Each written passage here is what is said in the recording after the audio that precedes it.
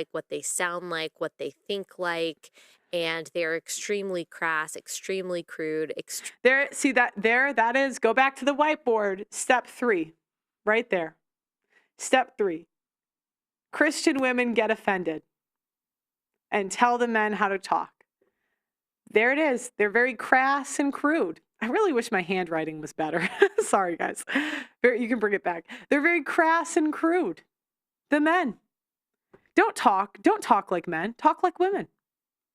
Men, when they're in a locker room together, they talk crass and crude. I think if you're, you want to be on the internet, it's time to put on the big girl pants. People are not nice here. Don't cry about it. Just live with it. extremely rude, and they participate and peddle in the worst kind of identity politics. And then when the polls come around, after an election, and they see, well, the majority of women are leaning left or they're voting Democrat, they cry about that. And they say, well, see, they're driving all of society's problems. See, now in my opinion, this is just my opinion, a more Christian response would be, why are the suburban house moms, the suburban Christian wives, not listening to their husbands on who to vote for? Shouldn't that be the number one talking point? Why does it matter what the women think when you're supposed to defer to your husband's authority? And see, again, that is step 4. Oh, wait, no, not step 4. Step 5. Oh, wait, no. Sorry. Step 6. No, it's step 3. Step 3. Christian women get offended and tell men how to talk. That's back to step 3. And then she says she's trying to appeal to the simps to tell the men how to talk. They are doing the exact opposite of attracting women to their ideas. So this has kind of been a conversation about women hitting their wall for a while. And the wall is basically the point at which women, and apparently this doesn't really exist for men, the women reach the point where they are no longer getting more attractive or gaining more value in the eyes of a potential mate, and are kind of on the back end. So they're on the downhill. Their looks are getting worse. The attraction or attractiveness that they have to a guy is getting less and less, and they are no longer seen as kind of the cream of the crop. They've passed their prime, and there are some disagreements about what this age is. Some people say it's 26, some people say it's 30, some people say it's 35, some people say it's 40. And so there are some conversations, some kind of interesting, some not interesting at all, and just downright objectifying and degrading. There we are.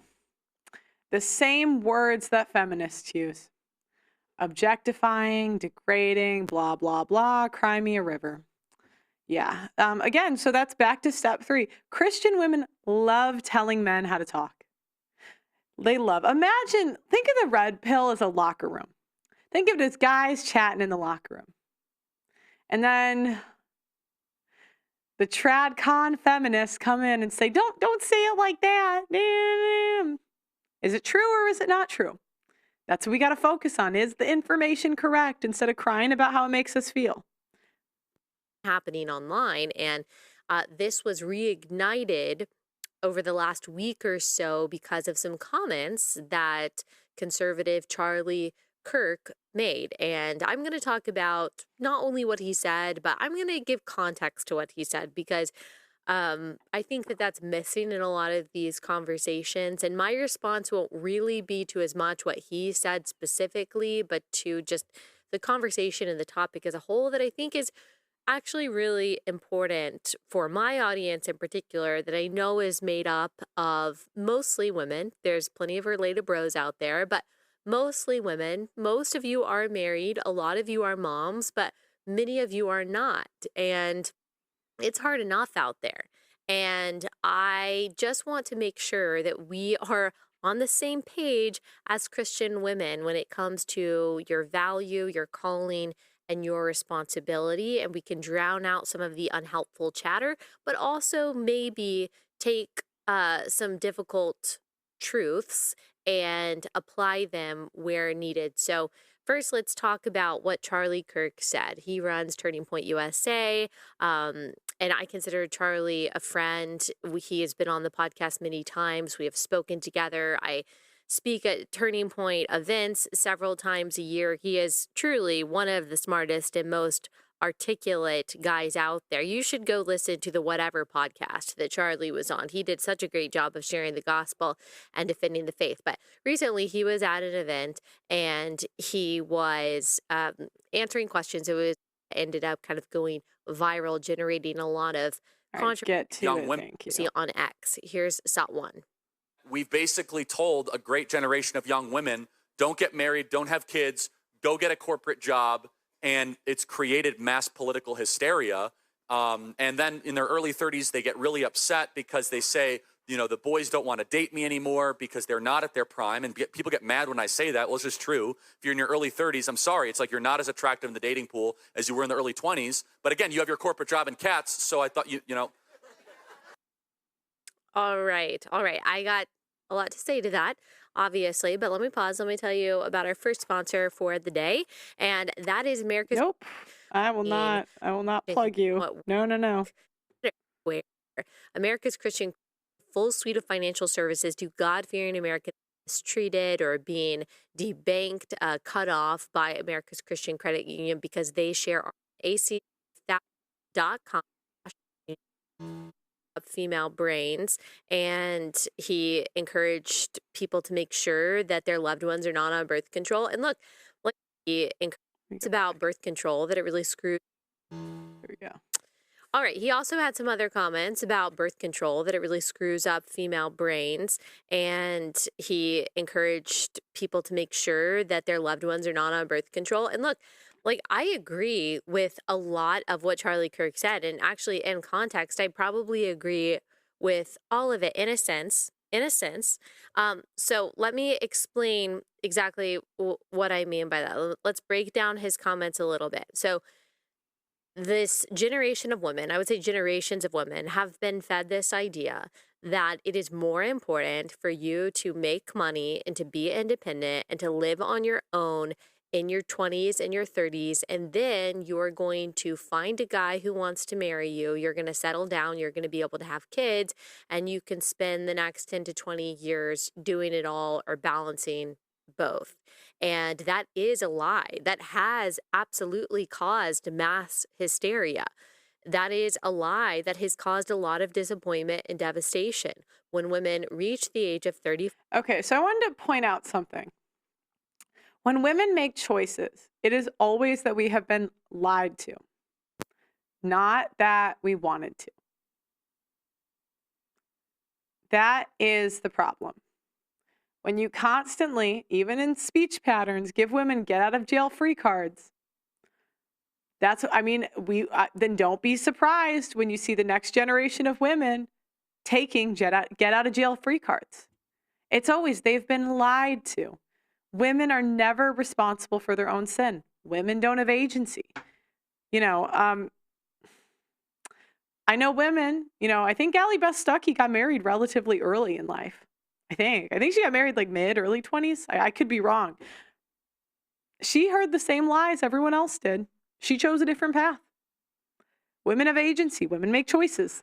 And they realize if they have purposely put their career first and put off commitment, put off marriage, put off dating, put off having kids, only to realize then that the guys around them at 35 years old are not dating 35-year-olds, but they are dating the 27-year-old who is not deciding to put her career first, or the 35-year-old realizes that, oh, my chances now of getting pregnant are a lot lower than they were 10 years ago. Did I mess this all up? And now possibly I'm being told that I have to harvest my eggs, I have to freeze them, and I have to go through IVF. That's a lot on someone's body. And of course, we won't get into the ethics of all of that right now, as we've talked about many, many times, the problems with IVF.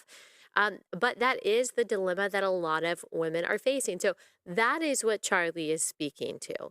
Now, if I were to take this out of context and like just respond to the part where he said, well, you said that you were fine with your corporate job and you're a cat, so that's okay. Like, I want to address that to you because he is speaking to a certain kind of woman that I just described. No, it applies to all women. It applies to women in church and out of church. I mean, sorry guys, if women in church had such a great reputation, there'd be men lining up to date church women. There's just not. In fact, many men see it as a red flag, women that are religious, because the quality is so much lower. Who intentionally chose her career. Something's buzzing. I don't know if it's... does the chat hear the buzzing? What? There's buzzing in my ear. I don't know if the chat can... Let me see. Can you guys hear buzzing? It's in my ear. I can hear it.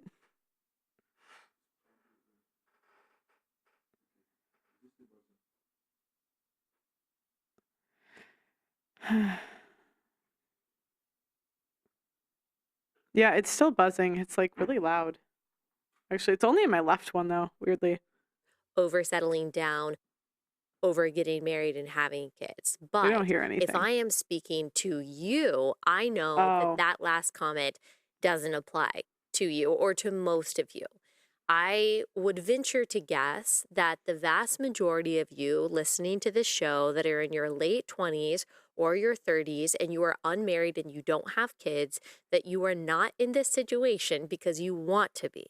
You are not in this situation, most likely, because you imbibed feminist propaganda and you put your career first and you became this a girl boss who had her. Okay, but again, it doesn't matter what people say. It matters what we do. And that's the problem. Christian women can say something, but, look at what we do. Blinders on and wasn't interested in a relationship or interested in having kids. If you're listening to this podcast, my guess is that you are single Oh, because that's better. Oh, that's so much better. that is the circumstance, that is the situation that God has placed you in. And it is not for lack of trying. It is not for lack of preparing. It is not for lack of praying that you are right now in this season of singleness. And so hearing something like, you're 30 and you're past your prime and you're not as attractive to men, that is understandably extremely offensive. It shouldn't be offensive. It's true. It's true. And again, that's back to 3. Christian women get offended. See that? Step 3. Offense is a tool they use to control people. Yep. Step 3. Thank you. Extremely hurtful. Now, some of it is just plain true in that, yes, we become less fertile over the age of 35.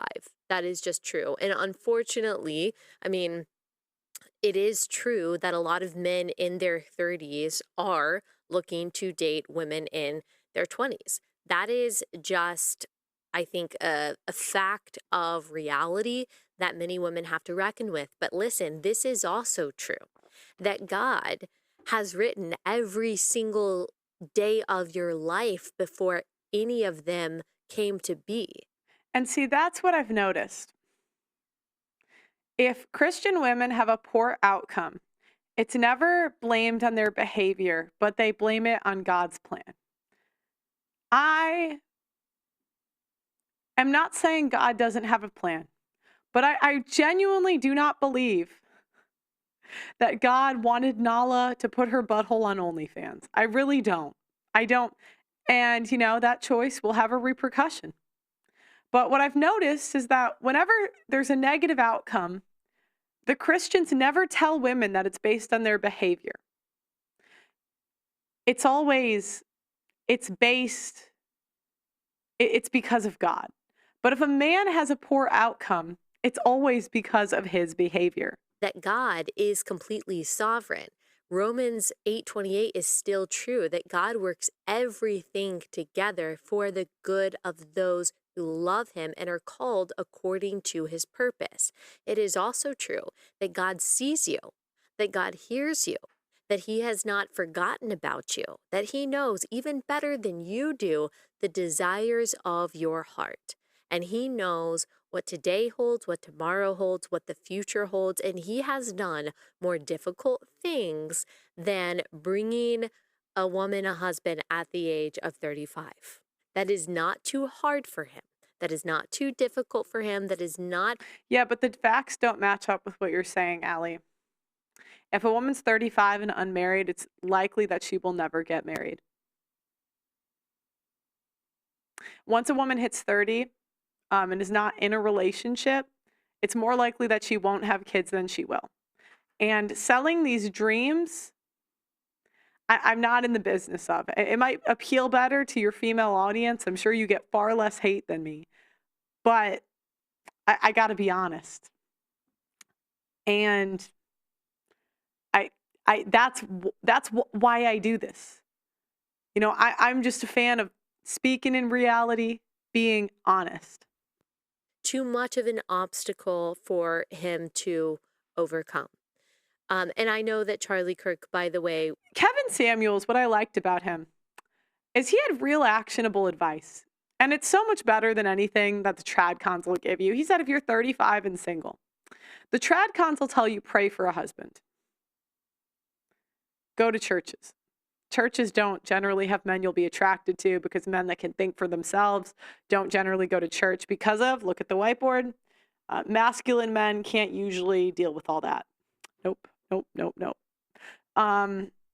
So Kevin Samuel said, lower your standards, hire a matchmaker, get a personal trainer. If you're 35, it's going to require time, money, and effort in order to get what you want.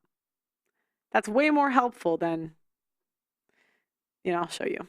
Would agree with that. And so before we take offense to his comments, we have to understand the context of what he's talking about in critiquing feminism, critiquing the propagandistic lies that a lot of young women have heard, and the consequence of those lies, and the particular kind of woman that he's talking about, again, that has intentionally chosen to put off marriage and children and all of that. It was a choice. It's always a choice, guys.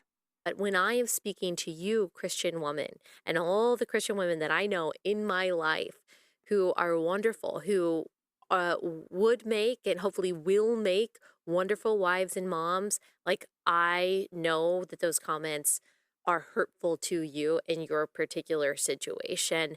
And I just want to remind you of God's goodness and of God's total power and total control and total sovereignty.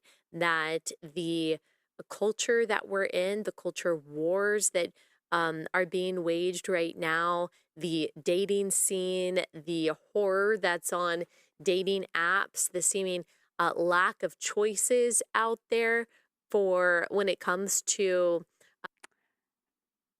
She's been out of the game. Women have more choice than we know what to do with. There's not a lack of choices. And that's the thing. A lot of these trad cons just have, and I'll admit, when I first got into this space, I had no idea. I had no idea what was going on out there.